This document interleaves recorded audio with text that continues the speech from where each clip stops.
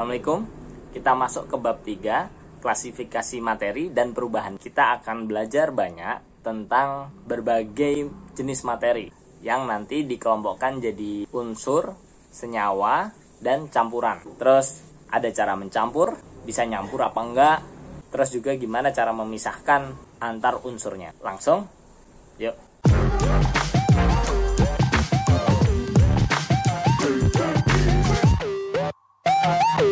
Kalau di bab 2 kan kita udah belajari berbagai benda yang ada di kehidupan sehari-hari. Saya juga udah singgung bahwa wujudnya ada yang padat, ya kan, cair, gas. Benda-benda ini juga bisa dikelompokkan jadi unsur, senyawa, campuran. Kalau kita memanaskan air sampai mendidih, itu kan ada perubahan wujud. Dia akan menguap, ya. Ada seperti buih-buih gitu ya. Itu artinya sebetulnya airnya menguap. Kenapa dari bawah udaranya blucuk-blucuk ke atas gitu ya? Karena yang dipanaskan biasanya di bawah dulu. Kalau di laut kan tidak, dari atas. Mataharinya dari atas, jadi yang menguap adalah bagian atas terlebih dahulu. Ada juga misalnya senyawa kimia yang ada di dapur. Apa ya, misalnya ya gula gitu ya, garam. Nah ini kalau misalnya digunakan untuk masak kan saling campur. Jadi ada komposisi materi yang mengalami perubahan dan membentuk senyawa baru. Lanjut. Gimana caranya mengklasifikasikan materi ini? Alam semesta ini kan ada planet-planet. Contohnya bumi, ini kan planet ya. Terus di bumi sendiri ada gunung, udara, laut. Nah ini kan tersusun dari materi. Misalnya ada unsur air, udara, tanah, dan api gitu ya. Jadi alam semesta ini tersusun dari berjuta-juta materi yang nempati. Di kota itu kita diminta untuk membuat daftar benda yang sering digunakan. Terus mengelompokkan benda itu berdasarkan sifatnya. Terus klasifikasi benda-benda itu berdasarkan bahan penyusunnya. Misalnya plastik, logam gitu ya. Buat tabel klasifikasi berdasarkan bahan penyusunnya. Bandingkan dengan hasil teman. Terus berdasarkan hasil perbandingan itu, buatlah rumusan bersama. Apa yang sama, apa yang enggak, apa yang wah ini kelihatannya bisa nih pakai klasifikasi seperti ini gitu. Nah, yang pertama klasifikasi materi. Kalau kita ngumpulkan benda berdasarkan sifatnya, kita bisa lakukan pengamatan terhadap karakteristik benda itu. Terus dicatat ya kan, apa yang sama, apa yang beda dari sifat masing-masing benda ini. Terus masukkan benda yang punya sifatnya sama ke satu kelompok. Terus kita kasih nama dari kelompok benda ini gitu. Jadi materi itu apa? Materi adalah sesuatu yang mempunyai massa dan dapat menempati sebuah ruang. Bisa padat, cair, atau gas.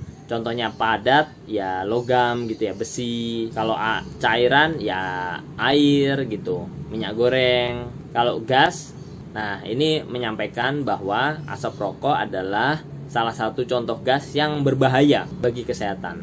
Makanya kita dilarang merokok.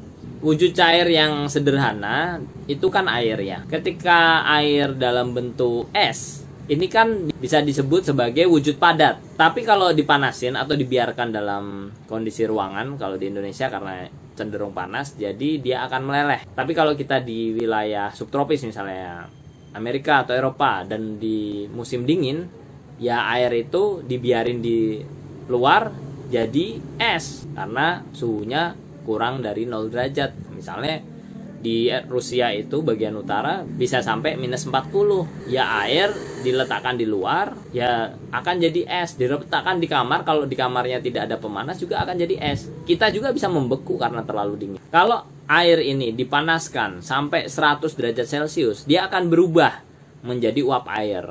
Nah uap air ini atau uap ini disebut sebagai gas. Perbedaannya apa? Ada di kota itu ya. Dibaca sendiri, oke? Atau ya saya jelasin deh. Jadi kalau padat itu punya bentuk dan volume tertentu. Kalau cair volumenya tertentu tapi bentuknya tidak tetap. Dia bisa berubah-berubah gitu ya. Bergantung pada media yang digunakan. Artinya tergantung tempatnya kayak apa. Bentuknya itu ngikutin tempat. Nah kalau gas tidak punya volume yang tertentu. Bentuknya juga nggak tentu gitu. Jadi juga bisa berubah-berubah.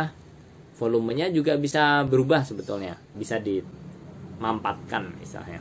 Terus kita lanjut. Jarak antar partikel zat padat sangat rapat.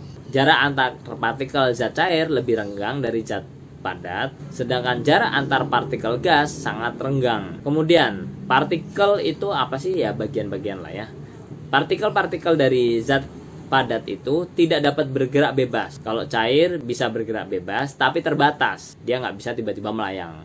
Kalau gas, sangat bebas. Terus unsur, senyawa, dan campuran. Kenapa di gambar itu menunjukkan Masjid Kubah Mas dan Monas? Karena kita mau menunjukkan bahwa kedua bangunan ini memiliki puncak bangunan yang terbuat dari emas. Tapi tahu nggak di mana emas itu ketika masih di alam? Nah, carilah di YouTube, oke? Atau di sini juga secara garis besar dikasih tahu juga ya. Ada gambar A, B, dan C. Terus lanjut kita perlu perhatikan benda-benda yang ada di sekitar kita. Ilmuwan itu menggolongkan materi berdasarkan susunannya dan sifatnya. Komposisi ya, susunan juga lah. Misalnya ada zat tunggal, ada campuran gitu ya. Contoh zat tunggal, ada namanya unsur, terus senyawa. Kalau campuran ada yang heterogen, ada yang homogen. Unsur itu apa? Unsur itu adalah zat tunggal yang tidak dapat diubah lagi menjadi zat yang lebih sederhana. Misalnya besi. Besi ini kan kalau dipotong-potong jadi tetap besi gitu, atau dia akan terus menjadi makin kecil ya atom besi. Itu juga timah, seng gitu ya. Emas, tembaga, nikel. Jadi unsur ini zat tunggal yang tidak bisa diuraikan lagi. Jadi zat yang lebih sederhana dengan cara kimia biasa. Bagian terkecil dari unsur itu disebut atom. Ini dipelajari di pelajaran kimia ya nanti. Nah, ahli kimia ini sudah menemukan unsur dari abad ke-9. Artinya sekitar tahun 900-an. Terus berkembang terus sampai abad sekarang ini. Unsurnya secara sederhana dibagi dua, yaitu unsur logam dan unsur non-logam. Contoh yang logam apa? Seperti tadi, besi, emas gitu ya, seng. Terus kalau non-logam apa? Ada karbon, nitrogen, oksigen gitu ya, misalnya di udara. Itu memang unsur non-logam. Ini adalah contoh unsur logam dan non-logam yang ada di kehidupan sehari-hari kita. Termasuk juga lambangnya.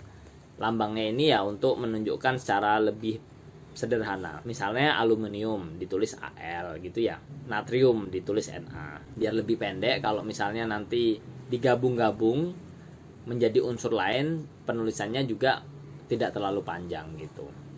Oksigen hanya dengan O gitu ya. Tadi ada air misalnya, itu H2O. Jadi kandungan dari air itu adalah ada hidrogennya, ada oksigennya gitu ya. Makanya H2O. Hanya 2, ada O-nya 1. Nah, unsur-unsur kadang juga menggunakan nama dari penemunya atau tempat ditemukannya gitu. Kalau kalian melakukan penelitian dan bisa menemukan unsur baru, bisa jadi namanya nama kalian loh di unsur baru ini. Kayak ada gas, Lucky gitu ya. Sekarang ini untuk memudahkan penulisan nama unsur, kita mengikuti apa yang disusun oleh John Jacob Berzelius. Jadi pemberian lambangnya setiap unsur dilambangkan dengan satu huruf, yaitu huruf awal dari nama latinnya. Terus huruf awal ditulis dengan huruf kapital atau huruf besar. Bagian unsur yang kebetulan punya huruf awal sama, pakai tambahan satu huruf kecil dari nama unsur itu. Misalnya karbon sama kalsium, kalau di bahasa Latin itu kan sama-sama pakai C di depannya ya. Itu karbon dia C aja, kalau kalsium dia pakai Ca, hanya kecil, C-nya besar. Terus disusun dalam bentuk sistem periodik. Unsur logam terletak di sebelah kiri bawah. Kalau di gambar ini warnanya biru. Kalau non logam terletak di bagian kanan, dikasih warna kuning. Terus semi logam dikasih warna coklat. Sebagian nanti dipelajari di kelas 7 ini, sebagian lain dipelajari nanti di kelas-kelas berikutnya ya. Mereka punya perbedaan tentu saja antara unsur logam dan logam, seperti di kotak ini. Kalau logam itu berwujud padat, kecuali raksa ya, pada suhu kamar, artinya suhu biasa lah gitu ya. Kalau non logam ada yang padat, ada cair, ada juga gas. Logam itu dapat ditempa, artinya dapat dipukul, dan dapat diregangkan, dapat ditarik. Kalau non logam cenderung sifatnya rapuh, tidak dapat ditempa. konduktor listrik dan panas, artinya kalau dialiri listrik dia bisa mengalir listriknya. Kalau non logam itu non konduktor, kecuali grafit ya. Grafit itu konduktor. Gunanya banyak ya, baik logam maupun non logam ini. Contoh sederhana adalah tes pen. Jadi harus ada unsur logamnya untuk mengalirkan listrik, tapi harus ada unsur non logamnya untuk jadi pegangan. Kalau semua logam nanti kita kesetrum. Kalau semuanya non logam ya kita tidak bisa mengetes aliran listrik. Kita tidak bisa menguji ada tidaknya aliran listrik gitu.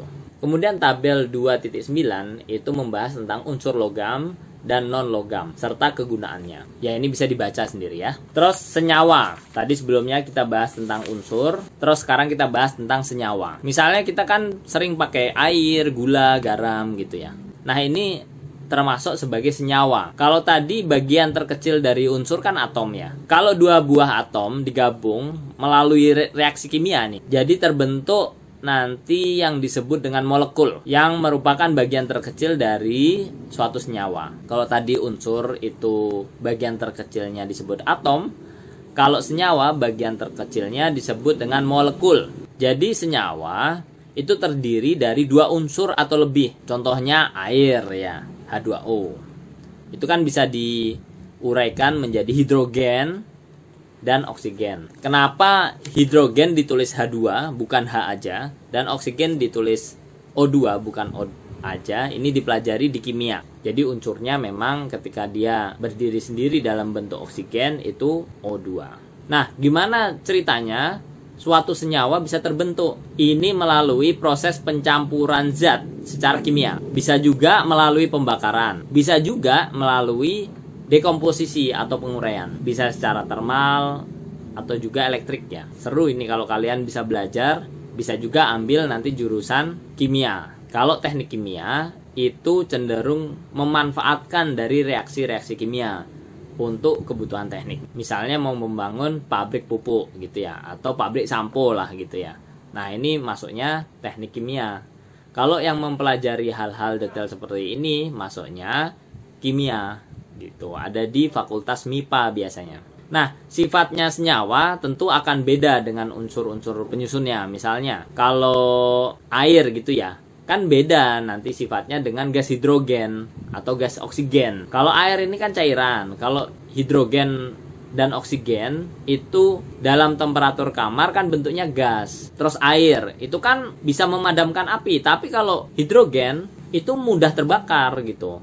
Oksigen juga zat yang sangat diperlukan dalam pembakaran. Jadi kalau pembakaran nggak ada oksigennya dia nggak bisa terbakar, gampangnya gitulah. Makanya kadang kalau mau mematikan api ditutup aja ruangannya. Tuh, kalau ruangannya memang oksigennya, misalnya gini, ada lilin di dalam gelas. Cara matikannya gimana? Tutup aja gelasnya. Nanti oksigennya sudah habis berubah. Nanti oksigennya sudah habis, mati sendiri lilinnya gitu. Selanjutnya, contoh kalau senyawa sederhana, misalnya air ya, garam dapur gitu, gula tebu atau sukrosa. Penyusunnya apa? Ada di kotak ini ya. Tadi yang pertama itu unsur, yang kedua adalah senyawa, yang ketiga ini campuran. Jadi campuran itu apa? Suatu materi terdiri dari dua zat atau lebih dan masih mempunyai sifat zat asalnya.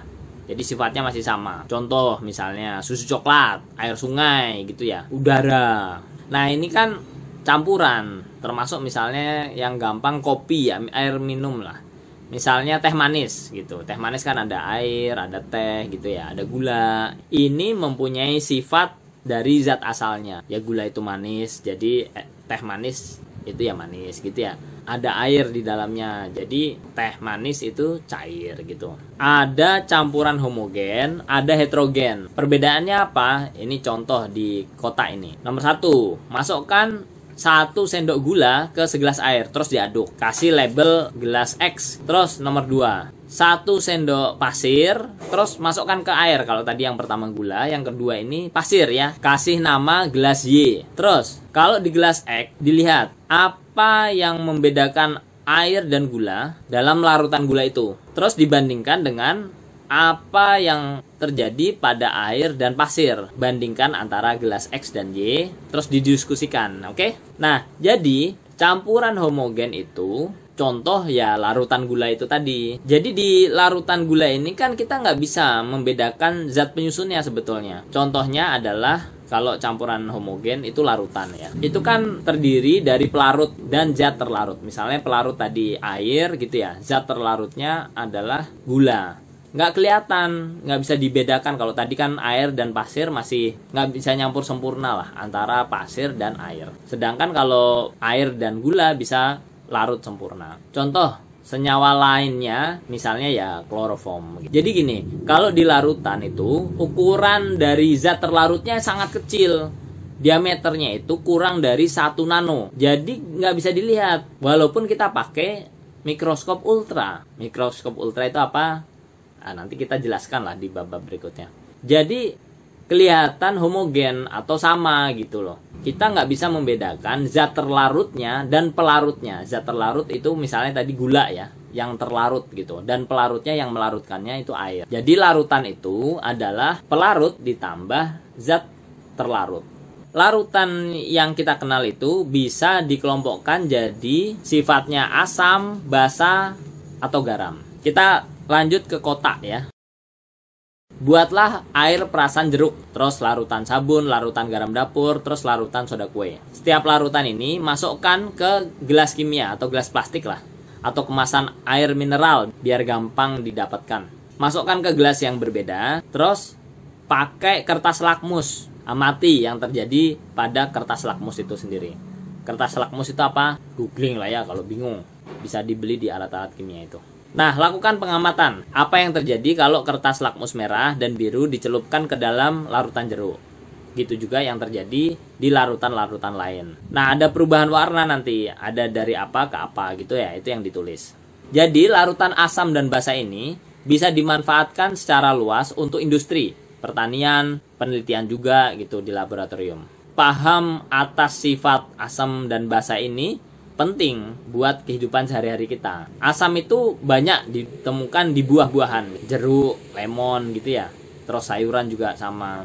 Cuka dapur itu juga asam ya. Aki di kendaraan bermotor, termasuk asam lambung. Ini bermanfaat sekali untuk proses pencernaan bahan makanan. Ciri-cirinya apa? Ya rasanya asam. Nggak boleh loh dirasakan, kecuali memang dalam makanan. Bisa berbahaya. Bisa menimbulkan korosi. Atau kalau di besi ya karat gitu.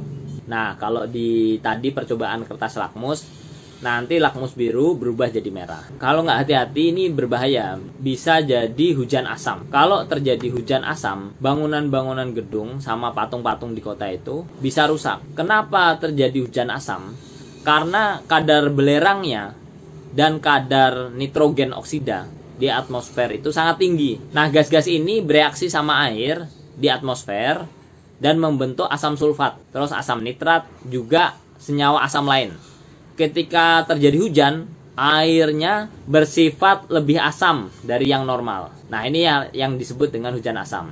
Dari mana sih tadi gas belerang, nitrogen oksida itu? Dari pembakaran minyak bumi, misalnya buangan industri atau kendaraan bermotor. Ini berbahaya, makanya kalau misalnya hujan-hujanan, kadang anak juga sakit karena kandungan air hujannya tidak normal, terutama di kota besar atau di kawasan industri. Ini juga bisa mengganggu kehidupan makhluk hidup lain, misalnya ikan sama insektisida ya. Terus basa, contohnya sabun mandi, sabun cuci, pasta gigi, sampo gitu ya. Pupuk juga. Biasanya basa ini dicampur dengan zat lain. Caranya mengidentifikasi atau caranya tahu larutan basa ini gimana? Biasanya rasanya licin di kulit ya, rasanya agak pahit juga. Terus lakmus itu, kertas lakmus itu tadi dari merah berubah jadi biru. Dalam kehidupan sehari-hari kita, larutan asam sering direaksikan dengan larutan basa. Ini akan menghasilkan senyawa netral atau reaksi netralisasi. Contoh penerapan dari reaksi netralisasi ini adalah pengobatan buat penderita sakit MAH, pengobatan sengatan serangga juga gitu ya. Terus melindungi kerusakan gigi, juga pengolahan tanah pertanian. Tadi kan kita pakai kertas lakmus ya. Nah, kertas lakmus ini itu bisa anggap sebagai indikator asam basa, yaitu dia akan menunjukkan perubahan warna kalau bereaksi, kalau bertemu dengan asam ataupun basa. Oke, tadi kan warnanya dari apa berubah jadi apa, dari apa berubah jadi apa gitu ya. Itu kan menunjukkan dia asam atau basa.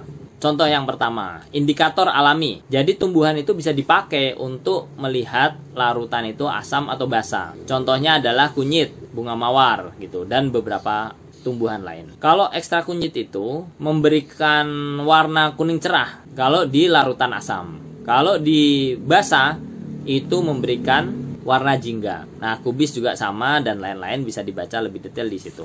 Indikator buatan. Tadi saya sudah cerita kertas lakmus. Selanjutnya adalah garam. Jadi senyawa garam yang paling kita kenal adalah garam dapur atau senyawa kimianya itu natrium klorida, NaCl. Natrium itu Na, klorida itu Cl ya. Kita sebut NaCl. Gimana senyawa garam ini bisa terbentuk? Bisa melalui reaksi asam dan basa. Garam itu terbentuk dari reaksi asam basa. Jadi digabung jadi garam dan air. Garam digunakan, ya teman-teman tahu sendirilah digunakan untuk apa.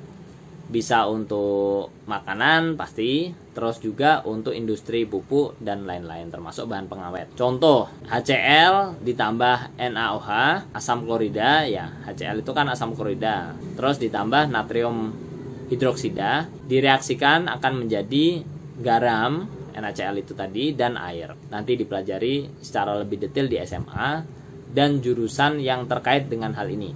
Jurusan apa? Ya betul, tulis di komentar kalau ragu ya. Campuran heterogen, contohnya apa? Ya, selain tadi ada air dan pasir, juga bisa air dan minyak. Nggak nyampur secara homogen. Jadi campurannya bisa dilihat. Ini kandungannya air dan minyak gitu, kelihatan. Oke, kita jabarkan ya perbedaan antara unsur, senyawa, dan campuran. Jadi kalau unsur itu zatnya tunggal, senyawa juga sama. Kalau campuran enggak. Campuran ya zatnya campuran antara misalnya air dan gula, air dan garam. Unsur itu tidak dapat diuraikan. Kalau senyawa masih bisa diuraikan. Campuran tentu bisa diuraikan. Contoh misalnya garam dan air gitu ya, campuran air garam itu bisa, caranya gampang. Kayak misalnya orang yang di pinggir pantai, cara mendapatkan garam gimana? Air laut dijemur, nanti airnya menguap, garamnya tinggal di bawah. Terus lanjut, terdiri atas satu jenis atom, itu kalau unsur. Kalau senyawa 2 jenis atom atau lebih. Kalau campuran 2 jenis atom atau molekul atau lebih. Terus senyawa, perbandingan massa zat penyusunnya itu tetap. Kalau campuran, perbandingan massa zat penyusunnya tidak tetap. Gitu. Jadi kalau misalnya air garam, garamnya bisa ditambah jadi banyak gitu ya. Tapi bisa juga dikasih garam sedikit saja. Tapi kalau senyawa itu tetap H2O gitu ya, air gitu ya. Air tersusun dari H2O. Ya tetap dia hanya 2, O-nya 1 gitu.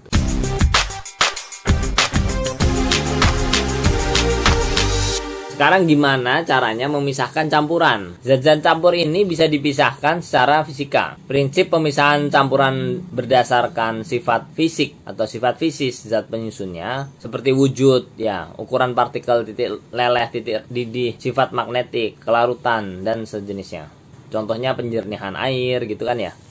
Pemisahan garam dari air. Caranya ada yang penyaringan atau filtrasi. Terus sentrifugasi, artinya diputar sehingga terpisah antar materinya. Sublimasi, kromatografi, dan distilasi.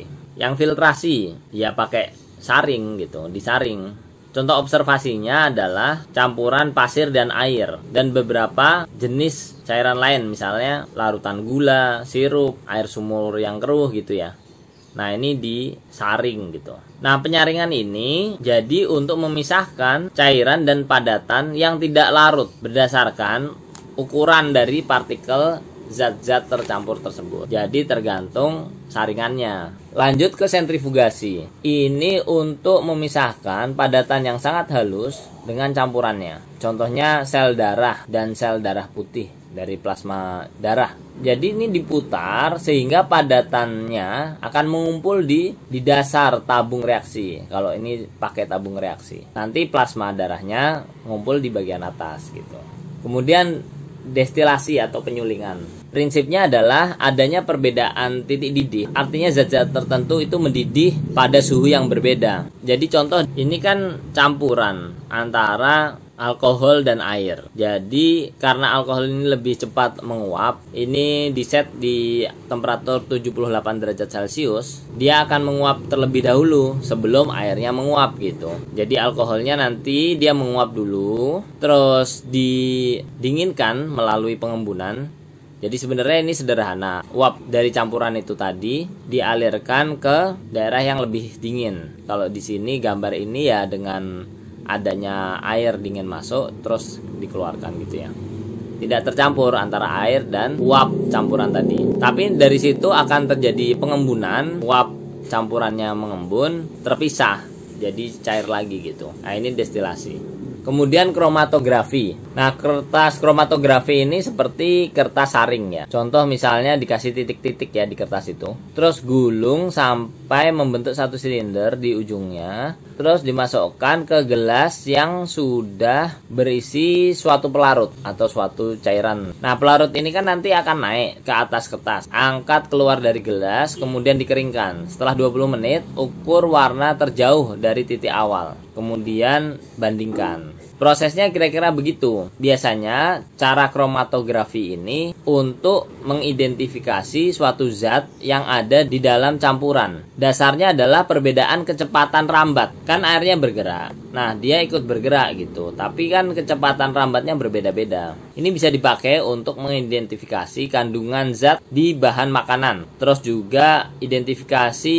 hasil pertanian yang tercemar pestisida. Dan masih banyak lagi. Kemudian sublimasi. Ini contohnya pakai campuran iodin dengan garam. Airnya dipanaskan, kemudian dipanaskan dengan api yang kecil. Uapnya nanti akan membentuk kristal. Nah, amati kristal ini. Jadi sublimasi ini cara memisahkan campuran yang didasarkan pada campuran zat yang memiliki satu zat yang dapat menyublim. Sublim itu apa sih? Ya, dia berubah dari padat langsung ke gas. Kalau air kan dari padat, misalnya es ya, padat. Kemudian dipanasin jadi cair, dipanasin lagi baru jadi gas. Nah, kalau ini enggak, dia dari padat bisa langsung menjadi gas. Ini karena campurannya ada yang bisa menyublim, ada yang tidak. Jadi bisa dilakukan proses sublimasi ini. Bagaimana benda-benda mengalami perubahan? Perubahan ini ada yang langsung bisa diamati, ada juga yang perlu waktu lama untuk pengamatannya. Perubahan inilah yang disebut dengan perubahan materi. Contoh, pembakaran kertas. Kalau yang lama contohnya adalah proses berkaratnya besi. Nah, biar kita bisa lebih paham, kita perlu bahas dulu sifat-sifat zat. Secara garis besar ini dibedakan menjadi sifat fisika dan sifat kimia. Kalau sifat fisika itu sifat yang terkait dengan keadaan fisik dari zat itu. Termasuk bentuk ya, warna, bau, kekerasan, titik didih, titik beku, titik leleh, daya hantar, ukuran partikel, dan massa jenis, atau bahasa Inggrisnya adalah density. Sedangkan sifat kimia ini sifat zat yang berhubungan dengan mudah atau sulitnya atau sukarnya zat itu untuk bereaksi kimia. Contoh misalnya ya, ini pertanyaan, apakah volume atau ukuran 1 kg besi itu sama dengan volume 1 kg kapas? Apa alasannya? Yang selanjutnya adalah kita diminta untuk mengamati air yang dituangkan di suatu tempat, suatu wadah, bandingkan dengan minyak goreng. Kira-kira apa pertanyaan yang bisa kita tanyakan?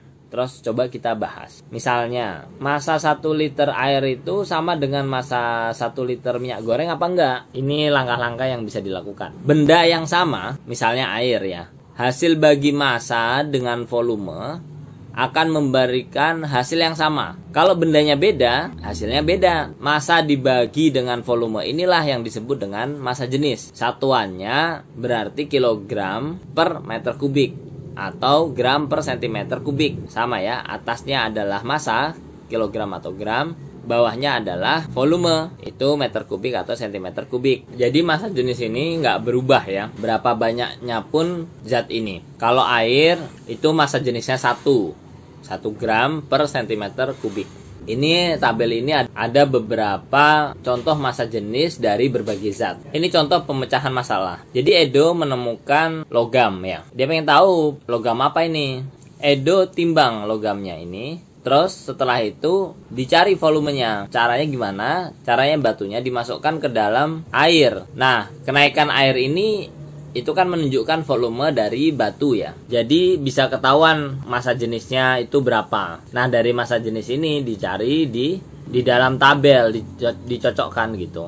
7,8. Nah, yang paling dekat itu kan 7,9. Kenapa beda-beda dikit? Ya, kemungkinan ada kesalahan timbang misalnya. Ya di sekitar angka itulah. Kalau dilihat yang paling mendekati adalah besi, sehingga kemungkinan besar benda yang ditemukan ini adalah besi. Di kotak selanjutnya menunjukkan perbandingan massa jenis antara air dan pembasmi serangga. Jadi karena nyamuk itu meletakkan telur-telurnya di permukaan air, kita perlu menyemprotkan pembasmi serangga yang punya massa jenis lebih kecil dari massa jenis air, sehingga ketika bertemu air dan pembasmi serangga ini, pembasmi serangganya yang naik posisinya di atas. Kalau massa jenisnya lebih besar, dia akan lebih turun ke bawah. Itu juga yang menyebabkan perbedaan air dan minyak misalnya ya. Terus juga fenomena yang terjadi pada balon udara yang terbang. Jadi balon itu diisi dengan gas yang massa jenisnya lebih kecil dibanding udara sekitar kita. Makanya dia naik ke atas atau kita sebut dengan terbang. Cara lainnya gimana? Cara lainnya misalnya balon udara yang besar sekali itu kan mahal kalau mengisi dengan gas yang lebih ringan. Sehingga caranya adalah diisi dengan udara biasa, tapi terus-menerus dipanaskan sehingga menjadi lebih ringan dibanding udara pada umumnya. Kita diminta untuk coba menghitung massa jenis. Terus dilakukan prediksi dengan menggunakan tabel yang tadi. Kita lanjut ke kotak selanjutnya terkait dengan perubahan yang terjadi pada gambar, yaitu ada beras yang berubah menjadi nasi, kemudian massa air. Jadi pelajaran perubahan selanjutnya adalah yang pertama, gunting kertas jadi potongan-potongan kecil. Terus yang lain adalah bakar selembar kertas. Terus 1 sendok gula itu dimasukkan ke segelas air. Ini ada beberapa percobaan gitu maksudnya ya. Kemudian yang lain adalah ambil gula dengan sendok logam, kemudian panaskan gula di sendok itu. Nah, 4 percobaan ini coba diamati, ditulis, dan dijelaskan perubahan yang terjadi. Jadi tadi kita udah sedikit bahas ya, bahwa ada perubahan fisika, ada perubahan kimia. Jadi kalau perubahan fisika itu tidak terbentuk zat baru, komposisi materinya nggak berubah. Misalnya es yang cair, ya bentuknya masih sebetulnya air gitu, H2O. Contoh lainnya ya mengembun, ya membeku, menyublim. Menyublim itu apa? Ya, betul. Nah, kalau perubahan kimia, contohnya misalnya kayu yang dibakar. Ini zatnya berbeda. Kalau kayu sebelum dibakar itu ada serat selulosa, tapi setelah dibakar berubah jadi karbon atau arang ya. Proses pembakaran ini membuat perubahan menjadi zat baru yang punya sifat berbeda dengan yang sebelumnya. Ini contoh dari perubahan kimia. Contoh lainnya ya perkaratan besi gitu ya. Perubahan kimia ini biasanya ada terbentuk gas, terbentuk endapan, adanya perubahan warna, terus terjadi perubahan suhu. Ini ketika proses perubahan itu terjadi ya. Ciri-cirinya apa kalau perubahan kimia ini? Ini contoh yang pembentukan gas ya. Adalah reaksi dari logam magnesium dengan asam klorida. Gas yang terbentuk apa? Dalam bentuk gelembung-gelembung kecil. Itu adalah hidrogen. Terus reaksi elektrolisis air misalnya H2O gitu ya, menjadi hidrogen dan oksigen dipisah. Terus, contoh dari adanya pembentukan endapan, itu antara barium klorida dan natrium sulfat. Akan ada endapan timbal iodida yang warnanya kuning. Terus perubahan warna, contohnya warna yang khas ketika reaksi antara tembaga sulfat dan air. Tembaga sulfat ini putih, tapi kalau ditambah air warnanya jadi biru. Warna biru ini sebetulnya adalah senyawa baru yang terbentuk. Terus contoh dari perubahan suhu. Biasanya suhunya menjadi lebih panas karena ini energi yang sering menyertai reaksi kimia. Makanya suhu dari reaksi yang ada menjadi lebih tinggi, atau bisa juga menjadi lebih rendah daripada suhu reaksinya. Lumayan paham kan ya perbedaan antara perubahan fisika dan perubahan kimia. Ini adalah rangkumannya. Jadi perubahan fisika tidak terbentuk zat baru, kalau kimia terbentuk zat baru. Fisika komposisi materinya tidak berubah, kimia komposisi materi sebelum dan sesudah reaksi mengalami perubahan. Terus di perubahan fisika itu tidak terjadi perubahan warna, bau, rasa, dan tidak terbentuk endapan. Kalau di perubahan kimia terbentuk ya. Contohnya ada beberapa di tabel 5.3 ini. Contoh yang fisika, beras jadi tepung, kayu diubah jadi kursi, gula dilarutkan ke air. Kalau kimia ya contohnya singkong jadi tape, terus makanan berubah jadi basi gitu, dan lain-lain. Itu juga ada rangkuman, bisa dinikmati. Uji kompetensi kerjain ya, untuk latihan. Kayak tadi saya bilang di bab sebelumnya, mumpung masih di awal-awal ini, kerjain, akan sangat membantu pemahaman kalian. Lebih seru lagi kalau kalian ngajarin ke temennya. Langsung nempel itu.